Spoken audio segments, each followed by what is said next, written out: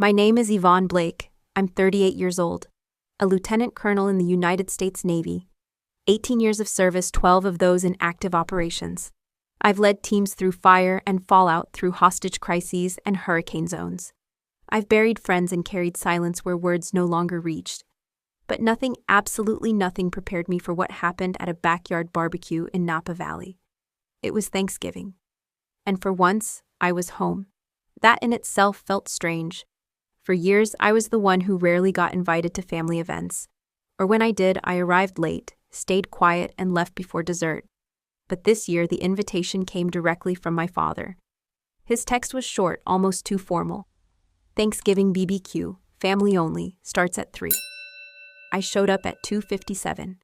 The house was massive, set back from the road with wine-colored stone and freshly trimmed hedges. A few guests were already on the patio, mostly family friends and new neighbors. My half-brother Mason handed me a drink and gave me a stiff smile. He didn't ask how my deployment went. No one did. I could feel it instantly, an eerie stillness under all the laughter. Like a gathering arranged for appearances, not warmth. The kind of smiles that crack if held too long. Tricia, my stepmother, was fussing over the grill.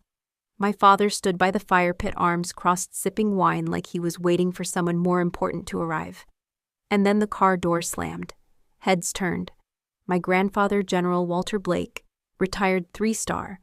The kind of man who once walked into foreign embassies with nothing but his name, stepped through the garden gate. He was 85 now, still upright, still sharp, still terrifying in the way only quiet men can be. Everyone made space for him, but he didn't greet the group. He walked straight toward me, holding a glass of bourbon and a look I hadn't seen in years, something between pride and satisfaction. And then, with a warm smile, he said the words that split the world in half. He didn't lower his voice. He didn't glance around to see who might be listening. He just said it direct, confident, like a man checking off a gift on his holiday list. "Did you enjoy the villa I gifted you 3 months ago?" I blinked. I wasn't sure I heard him right. "What, the villa?" "The one in Hollow Creek. 5 bedrooms, wine cellar, the wraparound porch. You've always loved wraparounds." He chuckled and took a sip of his drink. "I told your father to make sure everything was handled before you got back. Keys, paperwork. The place is fully paid. My name's not even on the deed." My stomach tightened. My hand gripped the drink Mason gave me. "I never got a villa, Grandpa. No one told me anything." The glass nearly slipped from his hand. He paused long enough for the silence to spread. The air shifted. I looked at my father. He was no longer sipping. He was staring at the grass. Mason had gone pale. His glass was still full, but his fingers trembled slightly. Tricia froze at the grill, the tongs clenched in her hand like a weapon. I didn't move. I didn't ask again. I didn't accuse. I just stood there, letting the weight of it settle into the air. "You mean to tell me," my grandfather said slowly, "that you never received the villa I bought for you?" I shook my head. Not even a phone call. The silence that followed wasn't confusion. It was recognition, guilt, and something darker. My grandfather's face shifted, his jaw set. He looked at my father, then Tricia, then Mason, one by one. And with each look, the color drained from their faces like rain on chalk. I didn't say a word, because I didn't need to. You think chaos comes with screaming. Shattered plates, slammed doors. But that's not true. Real chaos is quiet. It seeps in under polite conversation and crawls into the corners of people's eyes. That backyard turned colder than the November air. My grandfather set his glass down on the edge of the stone table.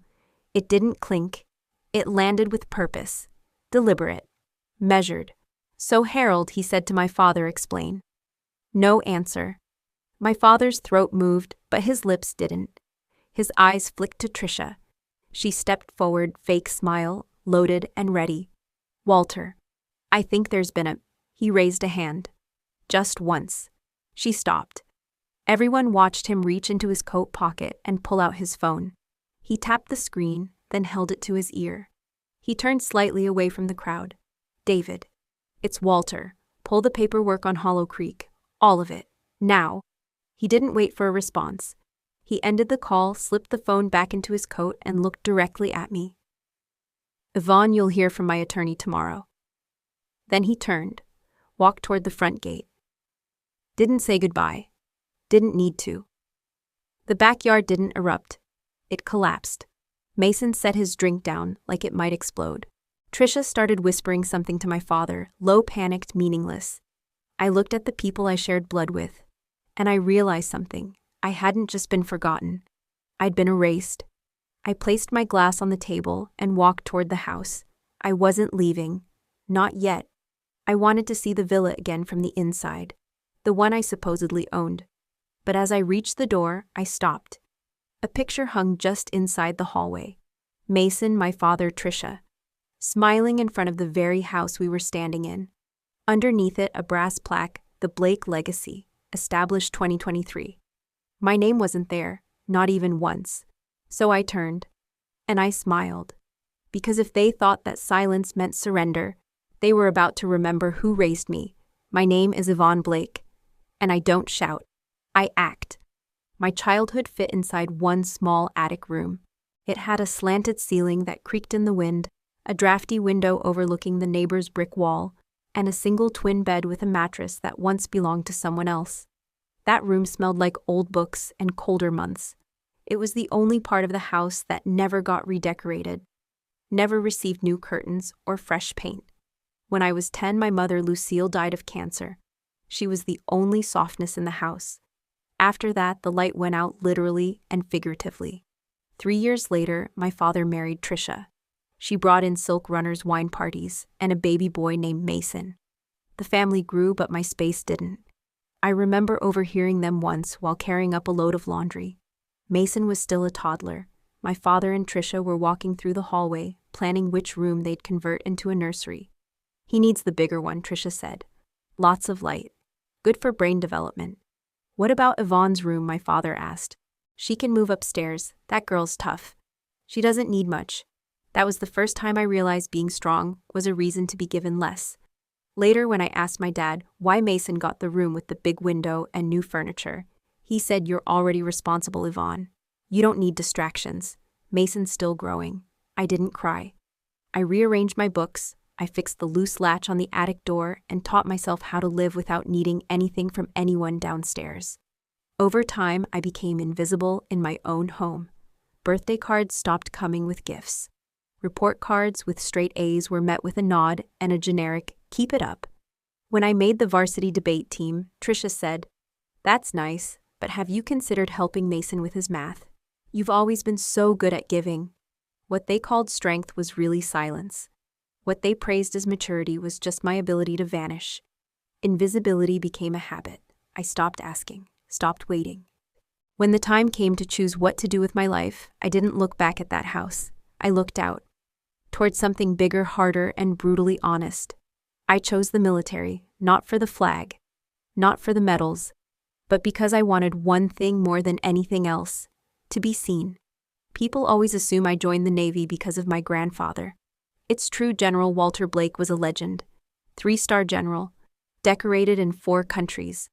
A strategic mind, a respected commander, and for most of my life, a distant myth. But I didn't enlist to walk in his shadow.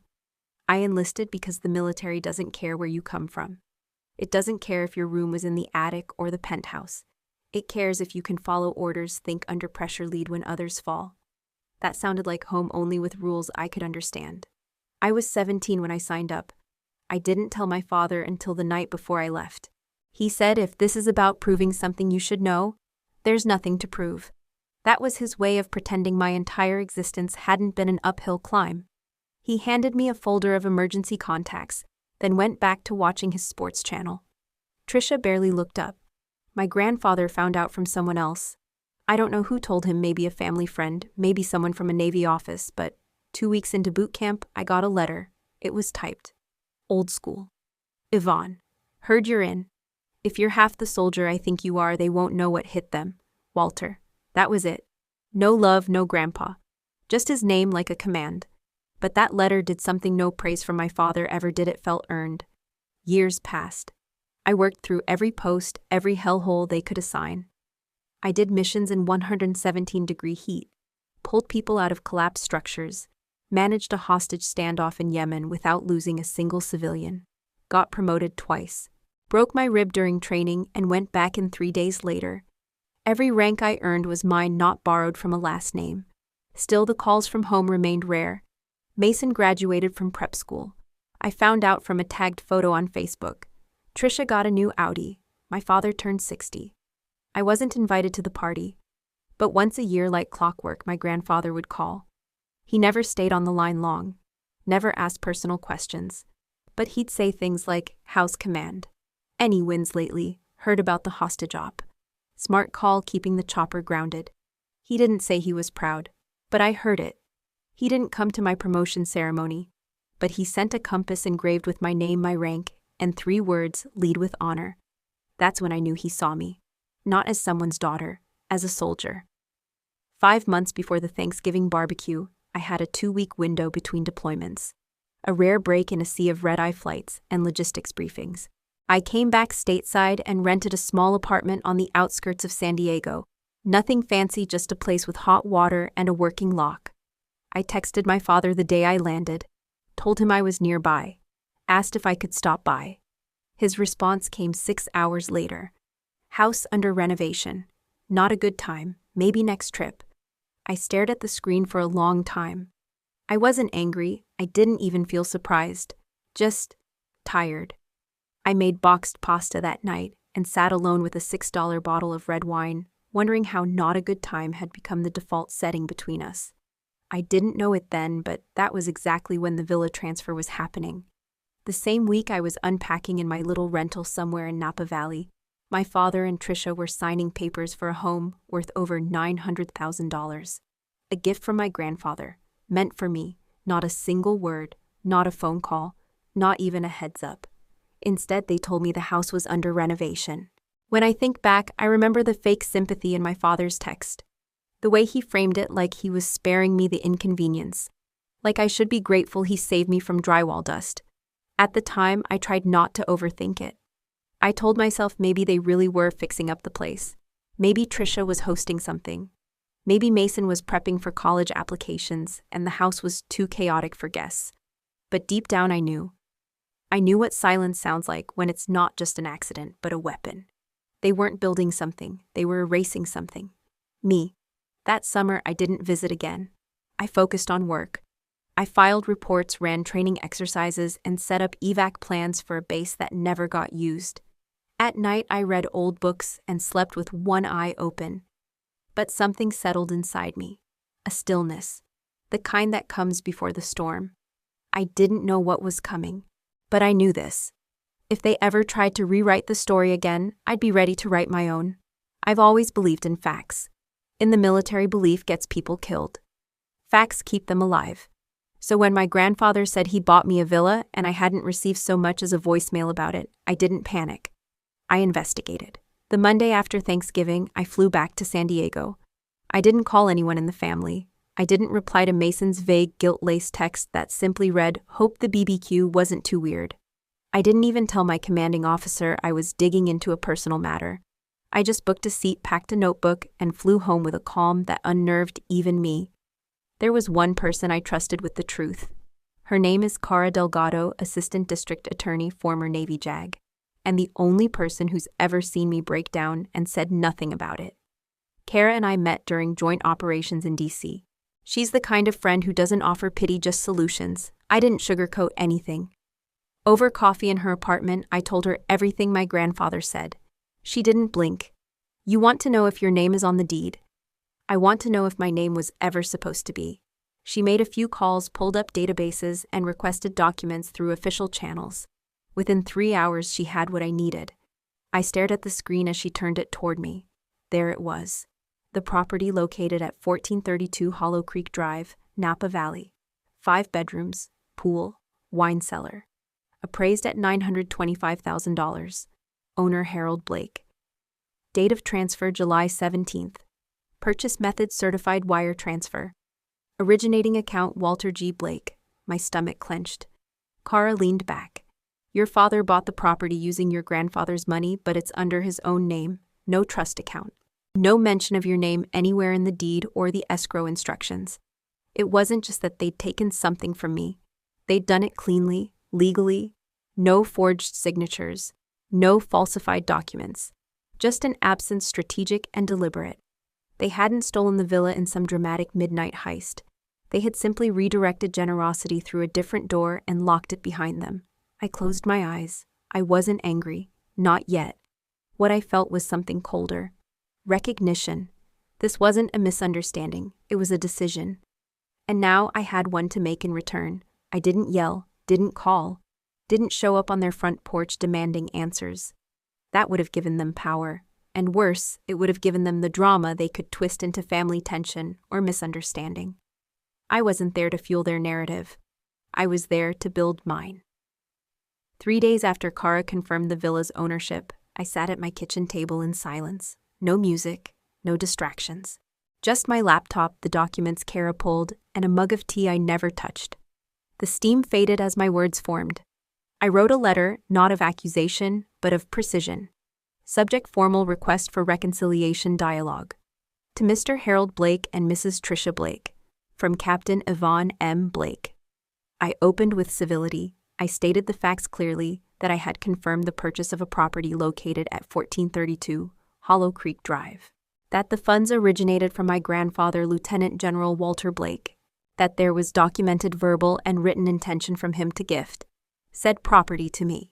Then came the heart of the letter, 3 sentences that changed everything. I have chosen not to pursue immediate legal action. However, I request a formal reconciliation meeting within 14 days of this notice. Should I receive no response by December 18th, I will proceed through legal channels with full documentation and representation. I didn't threaten, I promised. I printed 3 copies. One went by certified mail with a return receipt. One by email through a professional legal address Kara set up on my behalf. The third I hand-delivered to their mailbox the next morning wearing my uniform. I didn't ring the bell. I didn't linger. I simply left it there, walked back to my car, and drove away. The silence behind me was louder than any argument could have been. For the next 14 days, I said nothing more. No reminders, no second chances. I didn't ask for the house. I asked for integrity. But deep down, I knew the silence wasn't just coming from me. It was radiating from them, uncertainty disguised as arrogance, delay disguised as control. I could feel it through every passing day they didn't reply. And still I waited. Not because I had to, but because I wanted to give them the space to choose right before I made them face what came next. I marked the date on my calendar, December 18th. One way or another, everything would shift after that. 14 days passed. Not a single word, not an email, not a call, not even a receipt acknowledgement from the letter I hand-delivered. I checked the certified mail tracker twice a day. It was signed for by Tricia in her tight rehearsed signature. But no reply ever came. Silence, as it turns out, is a choice. I went to work like usual. Woke at 5 silver, ran along the marina, and trained cadets in pre-deployment resilience. But in the quiet corners of my mind, I waited for even a flicker of conscience from them. Instead, I got Mason. It was a Wednesday morning. Kara texted me with a single line, "You're going to want to see this." I clicked the link. It was Mason's public scholarship profile for the Heritage Trust Fellowship. The bio read polished and saccharine, "I'm fortunate to live in a beautiful home, gifted by my grandfather, where I study and build community service initiatives for veterans' children." Below was a full picture of the villa. Same white stone steps. Same wraparound porch I'd dreamed of. My name never mentioned. My existence erased. I didn't scream, I didn't cry. I opened a screen capture tool, clicked, saved, archived the page. I even downloaded the HTML just in case he tried to delete it. Over the next hour, I gathered more. Social posts. A campus blog where Mason was interviewed in front of the same mahogany front door. "This is where I grew up," he said. "My family built everything here from values passed down by my grandfather. I saved every frame, every quote. It wasn't about the villa anymore. It was about the lie polished and weaponized." I sat back in my chair and looked at the last photo again. His smile was familiar. Not because it was warm, but because I'd seen it so many times from Harold. That calm, curated confidence, the kind that didn't flinch when stealing something you earned. They weren't just silent. They were proud. And in that moment, something in me shifted, not out of rage, but out of clarity. If they wouldn't return what was stolen, I would make sure the truth reached every room they tried to decorate with deception. Filing the petition wasn't loud. It was measured, tidy, quiet like every good strategy before the first volley. I went to the clerk's office on a Tuesday. No entourage, just me and a folder of carefully ordered documents. Gift statements, bank transfers, Mason's public claims, and the family's deliberate silence. I signed the complaint for civil fraud and property misrepresentation. I didn't even flinch. That night, my phone lit up with a name I hadn't seen since Thanksgiving, Walter Blake. I stepped out onto my balcony, the wind from the coast brushing my skin cold. I let the phone ring twice before answering. Grandpa. His voice wasn't sharp. It was cautious, weathered. I heard. Are you certain, Yvonne? I didn't answer right away. I simply forwarded the digital folder I had prepared, not for the courts, but for him. It held everything: screenshots, letters, legal outlines, and my handwritten timeline of what had happened. Every page was plain, factual, undeniable. He didn't speak for nearly a minute. Then quietly, check your inbox in the morning. I thanked him. Not because I expected anything, but because I still believed in some version of the man who once whispered, "You're the toughest Blake I've met." 12 hours later, his reply came. Attached was a signed affidavit. Dated. Notarized. Typed in his no-nonsense military-precise formatting. I, Walter J. Blake, do hereby affirm that the property located at 229 Glen Haven Terrace was purchased with the express intention of gifting it solely to my granddaughter, Lieutenant Yvonne L. Blake. This decision was made in private and completed via wire transfer from my personal account, not from any trust estate or shared fund. The gift was based on her consistent service character and resilience, both in uniform and in life. But it was the last line, handwritten in faded ink, that broke something open inside me. I gave it to you because I saw the soldier, but also the daughter I failed to protect. I sat still for a long time after reading that, not because it absolved anything, but because it was the first time I felt seen. Not as a burden, not as a problem, but as a person worth standing behind. 2 weeks after Grandpa's affidavit, the first counterclaim arrived. It was neatly packaged in a manila envelope, hand-delivered to my attorney's office. I read it in silence, my jaw tightening with each line. The sender, Tricia Blake, my stepmother. The claim that the Glen Haven Terrace property was, in her words, a gift intended for the well-being of the entire Blake family unit, especially for the youngest dependent, Mason Blake. I reread that sentence twice. Then came the language that made my stomach tighten. Given the child-rearing responsibilities and the developmental needs of Mason, the youngest son of Harold Blake, and his wife Tricia, the property in question was understood to be an intergenerational gift to support a nuclear family with a minor dependent. They painted me out of the picture entirely. Mason was listed in the filing as the primary dependent beneficiary, citing his age, schooling, and psychological need for housing stability. The document even attached a pediatric psychologist's letter, clearly commissioned by Tricia's legal team, that spoke vaguely of emotional harm that could result from displacing the child from a stable environment he has come to associate with home. I had to pause. The same house I never knew existed until Thanksgiving was now allegedly Mason's anchor to safety. The very idea felt surreal. They didn't stop there. Tricia's lawyer argued that since Walter Blake had not legally transferred the title directly to me, and since my name was never recorded on the deed, the intent could be reasonably interpreted as ambiguous, a statement that while legally weak was enough to cause delays and hearings. My attorney, May Chen, slid the papers back into the envelope without saying a word. She had the kind of face that stayed calm even when everything inside burned. Finally, she leaned back, hands folded. "They're not trying to win yet," she said. "They're trying to exhaust you." I nodded. I'd seen tactics like this before. Not in courtrooms, but in boardrooms and deployment briefings, in subtle silences, when leadership favored politics over principle. What cut deeper, though, was the letter attached to the filing, a personal statement signed by Tricia. We were never against Yvonne. We just believed the house was meant for the family, and Mason needed it more. She's strong. She always has been. Strong people adapt. That word again. Strong. The same word that excused every slight, every dismissal, every denial of care. It was always code for, "You don't get to want what others get to have." The email came from a former classmate of mine, now an administrator at the University of Colorado. Subject line, "Is this your brother?" No message body, just a PDF attachment. I clicked it open without thinking. It was a scanned copy of Mason's application for the Presidential Military Legacy Scholarship. My eyes stopped on the residential address, 17 Glen Haven Terrace, Westbrook. The villa, the one I never set foot in. The one I was never told existed. Below the address was a series of demographic and family statements required for the scholarship's eligibility criteria.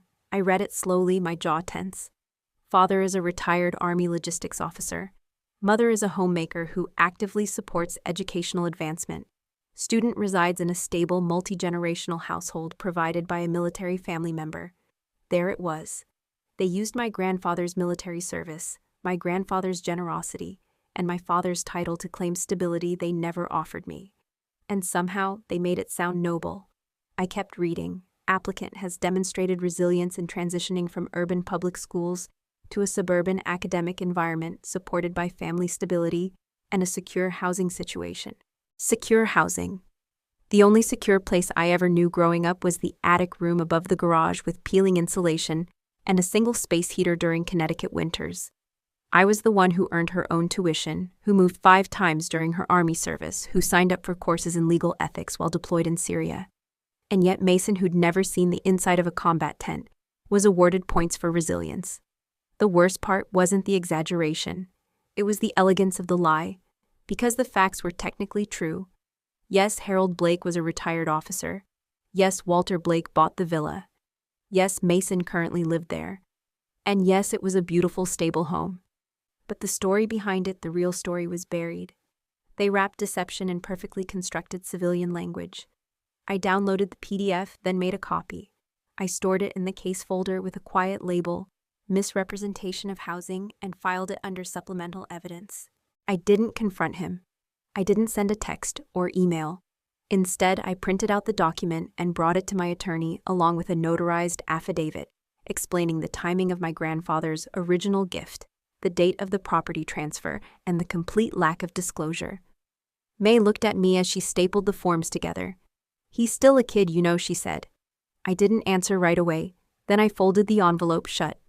He's old enough to understand where he lives, and who gave it to him. I didn't lift a finger. The move didn't come from me. It came from him.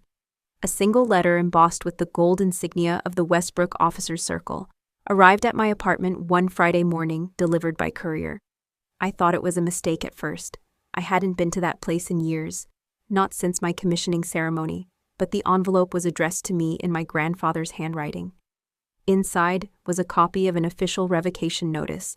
It was firm, concise, and signed by the entire board. Effective immediately, Harold Blake is no longer a member in good standing of the Westbrook Officers Circle. His conduct has failed to uphold the ethical standards required by our charter, especially concerning the misuse of honor-bound family gifts for personal or misleading gain. Attached was a brief personal note in Grandpa's pen, "Yvonne. This was not your burden to carry. No one in my bloodline will represent the uniform while hiding deception behind it. Walter." I sat with that letter for almost an hour, reading it again and again. He hadn't called to tell me. He hadn't warned me. He just acted. Quietly, but with precision. Like he did when I was 12, and he made Mason apologize for lying about breaking the garden lamp, even though everyone else let it go. Like the old soldier who believed rules were not just rules, but anchors of trust. Later that afternoon, I got a short message from May, my attorney. "News broke at the club. Your father's name is off the veterans' wall. Board is backing Walter. Things may shift." I didn't celebrate. I didn't feel victorious. I felt seen. Not for the lawsuit, not for the paperwork I filed, but for the invisible parts, the ones I never put into words. The parts that still ached when I passed houses that looked like that villa. The little girl who only wanted to be counted. For once someone had spoken up for me, not as a strategy, not as leverage, but because it was the right thing to do. And that someone was the one person I had quietly always hoped, hadn't forgotten. He came alone, not with Trisha, not with Mason, not with a lawyer or a pretense of strength. Just Harold, my father, standing outside the security gate of my apartment complex in civilian clothes, holding his old Navy cap in both hands. I buzzed him in not because I owed him that, but because I was curious. Curious if he would say anything that resembled truth. He didn't sit when I offered the chair. He walked straight to the kitchen island, placed his cap down gently, like it held something sacred, and then looked at me, eyes tired, like he hadn't slept in weeks. "If you want the title in your name," he said, voice low, "I'll make it happen. I'll talk to the lawyers. Transfer the deed. We'll fix this." I didn't speak. He took a breath. "But could you stop all of this for Mason? Please. He's still a kid. This will destroy his chance at college. He doesn't even know what's going on." I raised an eyebrow. The father who once told me tough love builds character was now worried about consequences. I walked to the drawer by the window and pulled out a thin folded envelope. No label, no handwriting on the outside. Just the quiet weight of a memory that had waited long enough. I handed it to him. He looked confused. "What's this, Mom's letter?" I said simply. He didn't open it right away. Just stared at it like it might catch fire. I didn't tell him what it said. I didn't need to. He'd recognize her handwriting. I stepped away, poured myself a glass of water. My fingers were steady, my breath even. For once I didn't feel like the girl asking for permission to matter. When I turned back, he was still holding the letter. "I should have done better," he said, barely above a whisper. I didn't respond.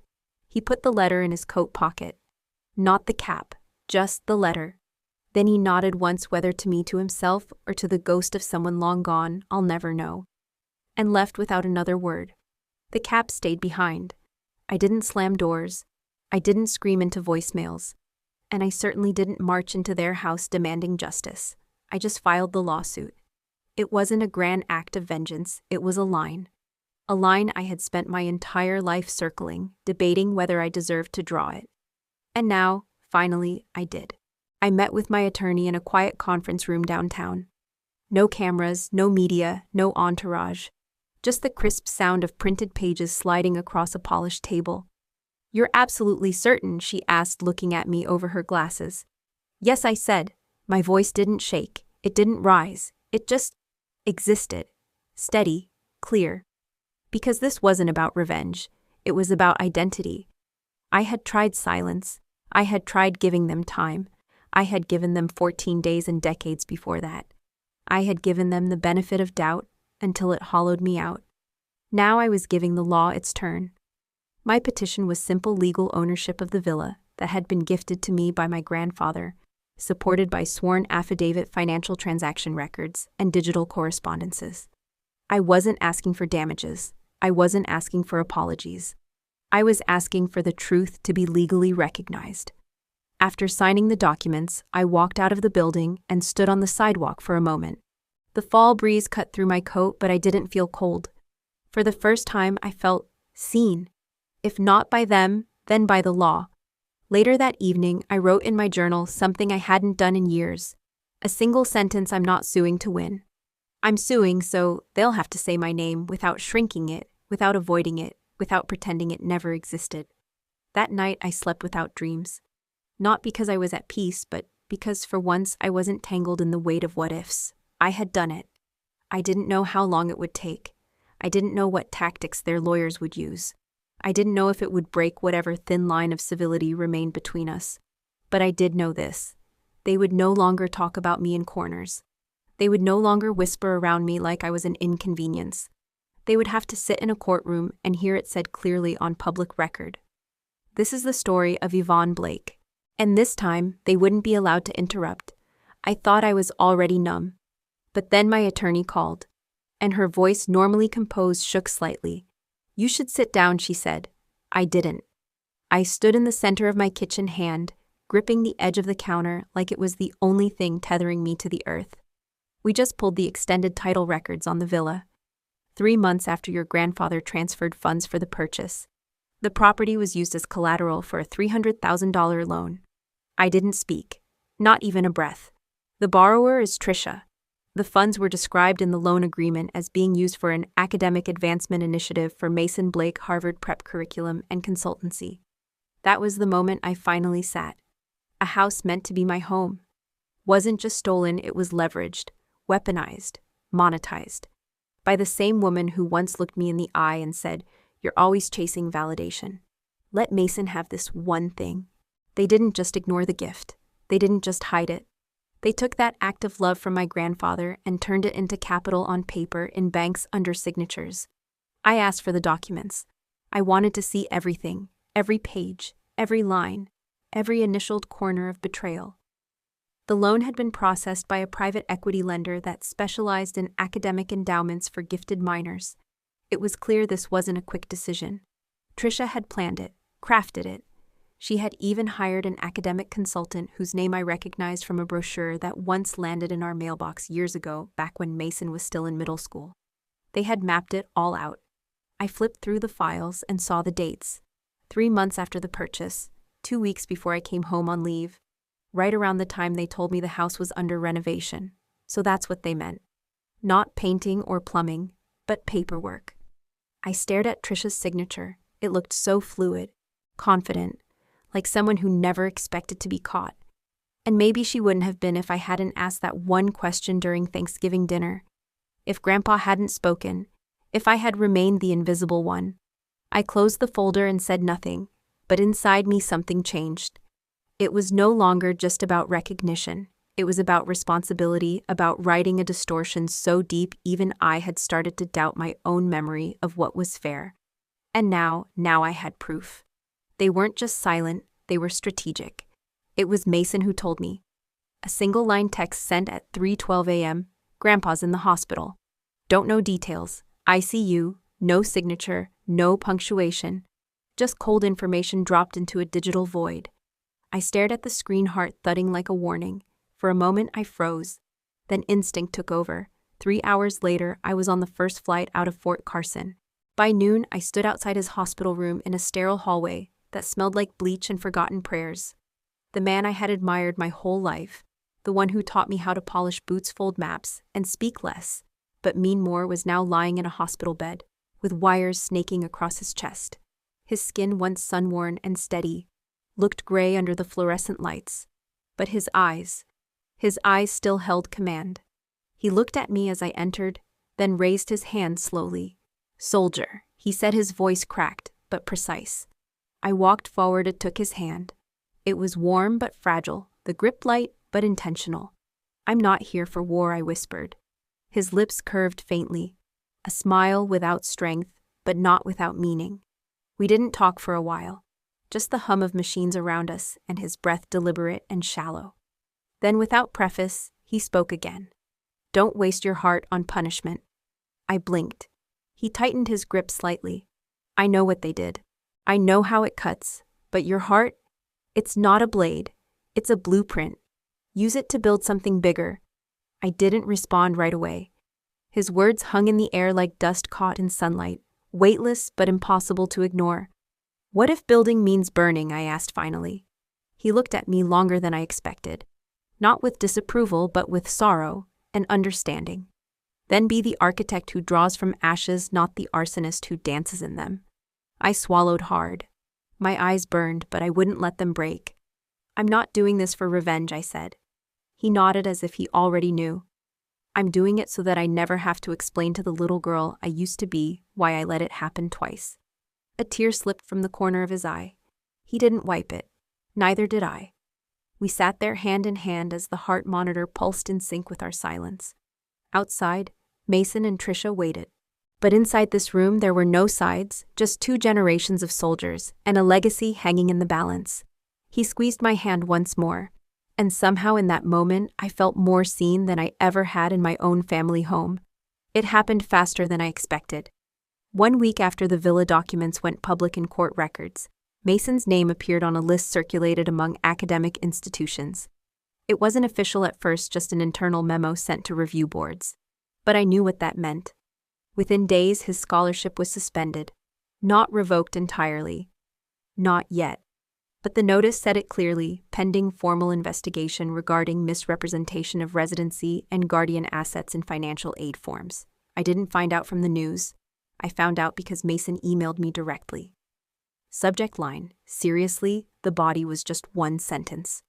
"Why are you doing this? We're family. No greeting. No explanation, no apology. I sat staring at the screen.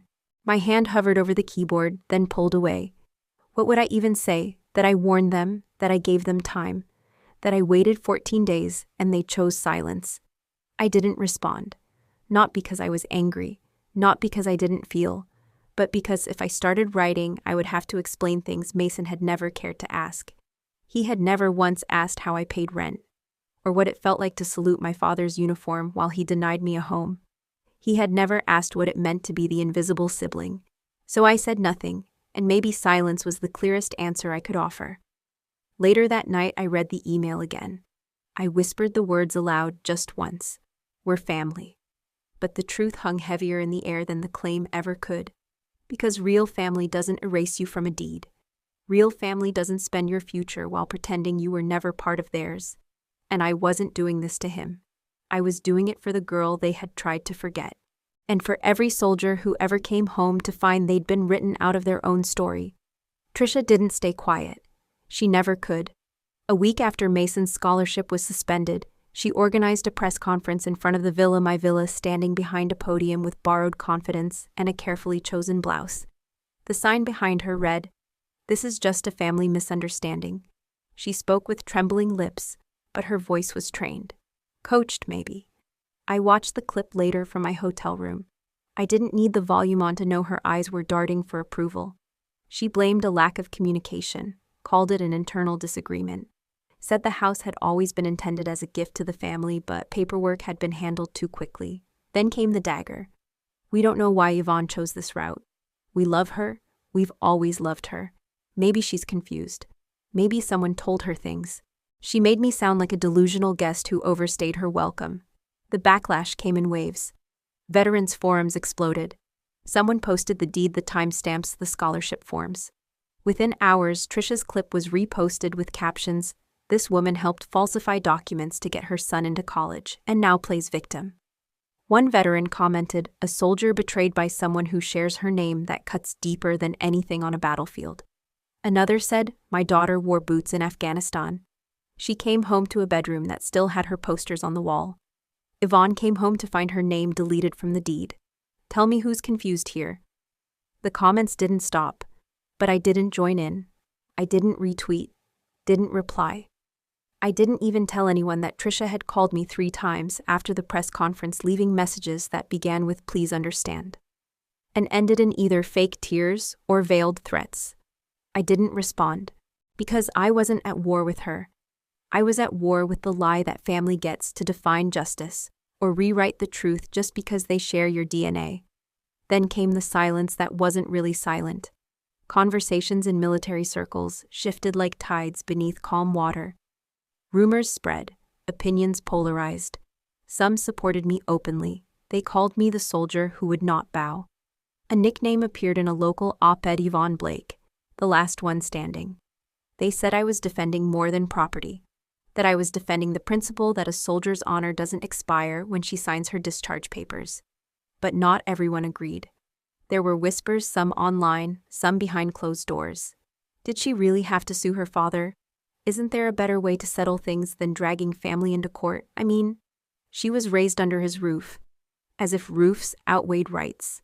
One forum post read, "I get standing up for yourself. But suing your own blood, that's not strength. That's betrayal." Those words stung, not because they were new, but because they came from people who should have known better, people who should have remembered what it means to fight for integrity, even when it's inconvenient, even when it's unpopular. I didn't reply.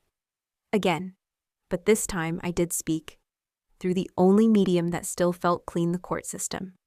I filed a formal statement into public record.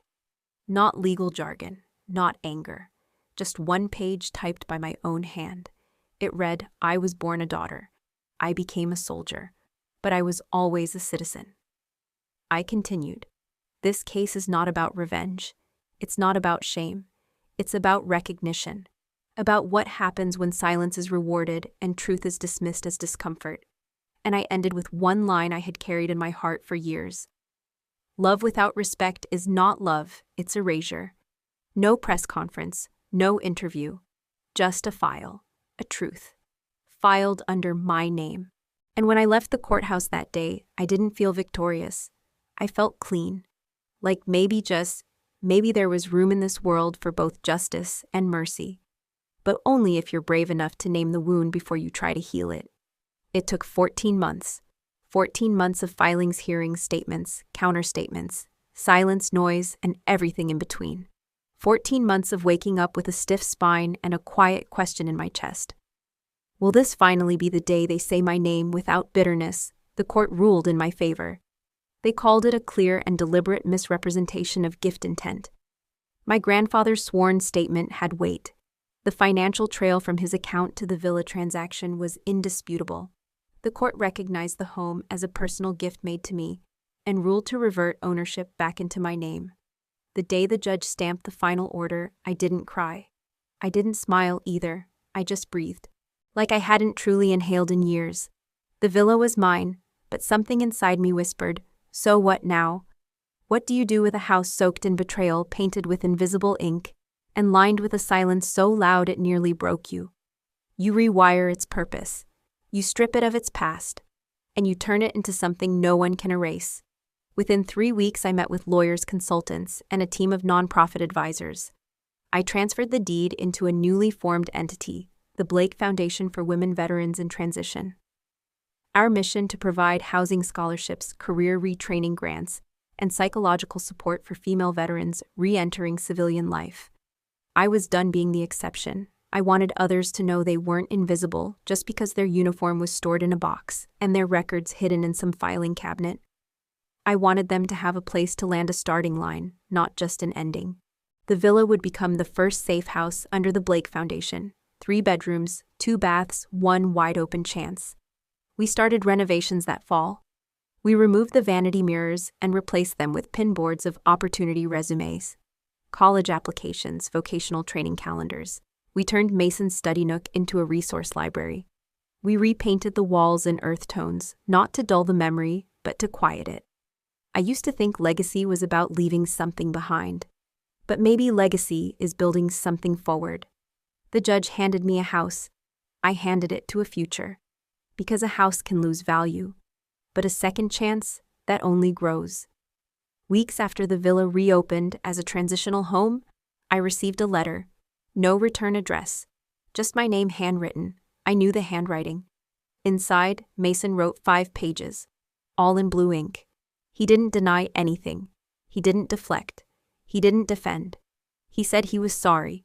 He said he didn't know what it cost me to walk the path I had walked alone. He admitted that he never asked. That maybe he never wanted to know. And then he said, "You were always there. And I never saw you until you stood on a courtroom floor and said your name out loud. I'm sorry I made you have to shout it." I read it once, then twice. Then I tore it in half. Then in half again. Not out of rage, not out of revenge. But because closure, real closure, isn't about collecting apologies like souvenirs. It's about drawing the line between what shaped you and what still owns you. I didn't hate Mason. I didn't want to punish him. But I also didn't owe him reconciliation. Forgiveness maybe, from a distance. But not return, not reunion, not a clean slate. As for my father, he never sent a letter. Never asked to meet again. Not even through lawyers. And I didn't ask. I didn't want him back. But I also didn't wish him harm. I didn't need to reclaim a family.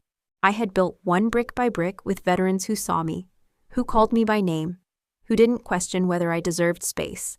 Sometimes people say, "But they're your blood." And I want to say, so is every scar I earned in silence. I'm not interested in being angry forever, but I'm also not interested in pretending betrayal never happened. I don't need their guilt. I don't even need their grief. What I needed was for someone to say, "This shouldn't happen to anyone else." And if they won't say it, then I will. Not for revenge, not for memory, but for every woman in uniform who comes home to find she has to fight another war this time, just to exist. After everything, after the courtroom dust had settled, after the headlines quieted, after the final email from a foundation donor had been answered, I packed 2 duffel bags and moved into a modest apartment 3 blocks from the ocean. It wasn't fancy. The paint on the balcony railing chipped with every coastal gust. The tap water ran lukewarm for too long. but it had light and silence, and the kind of breeze that didn't just cool the skin, it calmed the spirit. I didn't need much. In the mornings, I ran. Just me, the sound of my sneakers slapping the boardwalk, and the horizon widening with each breath. Some mornings I ran longer than planned. I'd pass cafes just setting out their chairs, couples walking dogs, fishermen returning from hours at sea. I'd run until my chest felt light again. Then I'd come home, shower, and write. Yes, write. After years of orders, commands, and military briefings, I gave myself permission to sit with a pen and say, "This is mine." I wrote essays. I wrote memory fragments. I wrote about the villa I never lived in, the family I lost, and the courage I found in unexpected places. Some pieces were just for me. Some I shared with other women veterans navigating their own return home. A few times a week I taught. Small group sessions at a local center for female veterans. The curriculum wasn't complicated personal finance resume building, conflict navigation. But beneath it all, what I really tried to teach was something else. How to speak without shrinking. How to say your name without apology. They came in guarded. I recognized the armor in their posture. It mirrored my own years ago. But slowly their questions grew bolder. Their shoulders softened. Their laughter lingered after class. Sometimes they'd ask, "Do you ever miss it?" The military, and I'd smile gently and answer, "I miss what it taught me, not what it cost me." That little apartment became my sanctuary. I never hung family photos. I framed quotes instead. One above my writing desk read, "Healing isn't about forgetting, it's about choosing how to carry it." I didn't need a villa, I needed space, to breathe, to remember, and finally, to become. The crowd wasn't large, maybe 70 people, a few media members, fellow veterans, donors, a handful of women who had already applied to be part of our first cohort. The villa behind me had been transformed, fresh paint, new roof ramps, installed for mobility access, books lining the front entry like quiet guardians of knowledge. It didn't look like a place to own. It looked like a place to begin. They asked me to speak.